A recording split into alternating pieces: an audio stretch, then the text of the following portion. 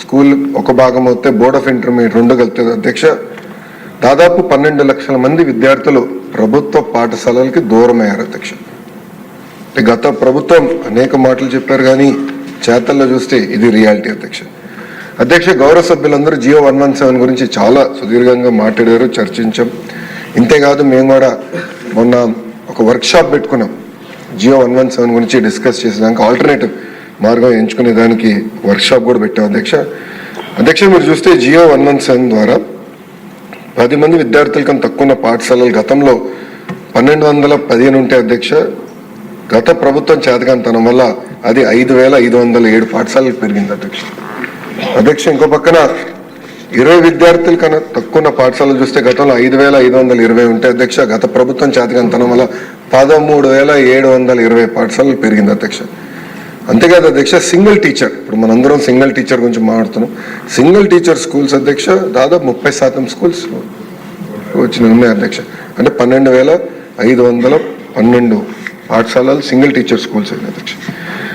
అధ్యక్ష మీరు drop out rate గురించి కూడా గౌరవ సభ్యులందరూ ఈరోజు మాట్లాడటం జరిగింది అధ్యక్ష. మీరు చూస్తే ఆంధ్ర రాష్ట్రంలో అది 12.5% డ్రాప్ అవుట్ రేట్కి వెళ్ళిపోయింది అధ్యక్ష.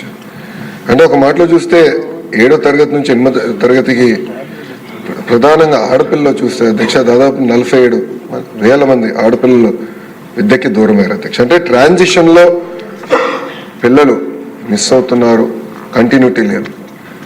ఇది నాకు గౌరవ సభ్యులు వచ్చి చెప్పారు అధ్యక్ష, అధికారులుగా.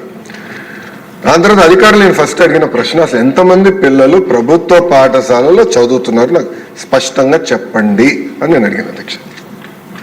పొద్దున ఒక నంబర్ చెప్తారు, సాయంత్రం ఒక నంబర్ చెప్తారు. అట్లా వారాలు నెలల తర్వాత 33,40,000 మందికి వచ్చేసారు. నేను అడిగాను ఎందుకు ఇన్ని రోజులు పట్టింది అంటే గతంలో పంచాయతీరాజ్ గ్రామీణాభివృద్ధి శాఖ మంత్రిగా పనిచేశాను, డాష్ బోర్డులో నాకు తెలిసేది అసలు ఏ ఊరిలో ఏ పని జరిగింది ఏంటి ఇంత దారుణమైన పరిస్థితి అంటే వాళ్ళు చెప్పారు అధ్యక్ష డ్రాప్ బాక్స్ అని ఉంది అధ్యక్ష. అంటే పిల్లల్ని సిస్టంలో తీసుకెళ్ళి మధ్యలో పెడతారు అధ్యక్ష. అంటే అటు ప్రైవేట్ స్కూల్లో పెట్టరు, ప్రభుత్వ పాఠశాలలో మధ్యలో పెడతారు. అంటే కన్వీనియన్స్ బట్టి మూవ్ చేస్తారు అధ్యక్ష. అధ్యక్ష విచిత్రమైన దాన్ని చూస్తే దాదాపు 1,00,000 మంది పిల్లలు 17 సంవత్సరాల కన్నా ఎక్కువ వయసు ఉన్న వాళ్ళు డ్రాప్ బాక్స్లో ఉన్నారు అధ్యక్ష. అంటే వాళ్ళు ఇంజనీరింగ్ వేరే పై చదువులు వెళ్లాల్సిన పిల్లలు డ్రాప్ బాక్స్లో పెట్టేసి అట్లా ఇరికిచ్చారు అధ్యక్ష. అంటే కావాలని జీఆర్ రేషియో ఇంప్రూవ్ చేద్దామని వాస్తవాలకి దూరంగా గత ప్రభుత్వం పనిచేసింది అధ్యక్ష.